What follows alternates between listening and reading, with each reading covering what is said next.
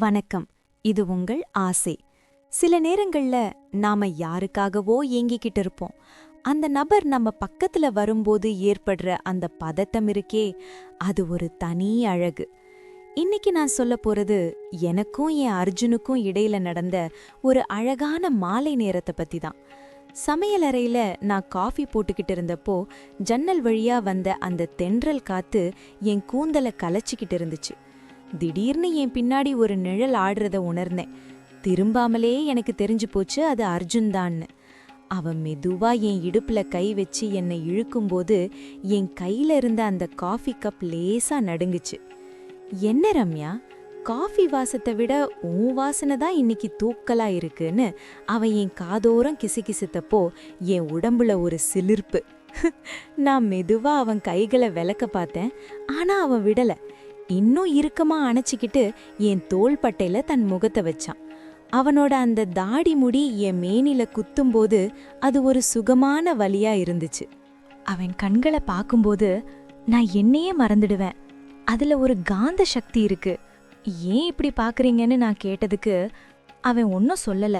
மெதுவா என் நெத்தியில விழுந்த முடிய ஒதுக்கிவிட்டு அங்க ஒரு ஆழமான முத்தத்தை கொடுத்தான். அந்த நிமிஷம் நான் ஒரு குழந்தையாவே மாறிட்டேன். அவனோட அந்த பாதுகாப்பு உணர்வு எனக்கு வேற எதுலயும் கிடைச்சதில்ல. உன்னை பார்க்க பார்க்க எனக்கு ஆசை தீரவே இல்லை ரம்யா.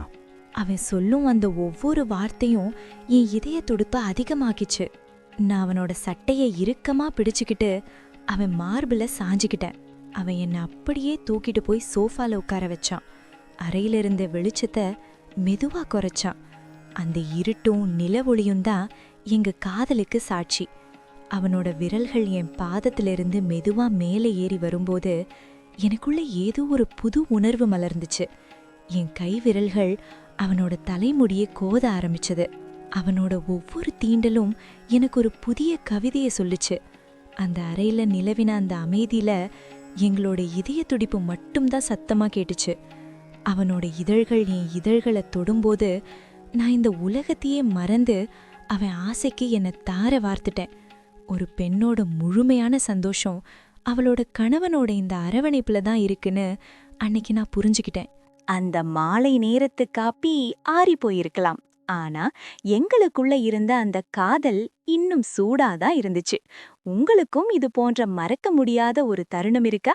உங்க துணையோட நீங்க செலவழிச்ச அந்த அழகான நேரத்தை பத்தி கமெண்ட்ல சொல்லுங்க.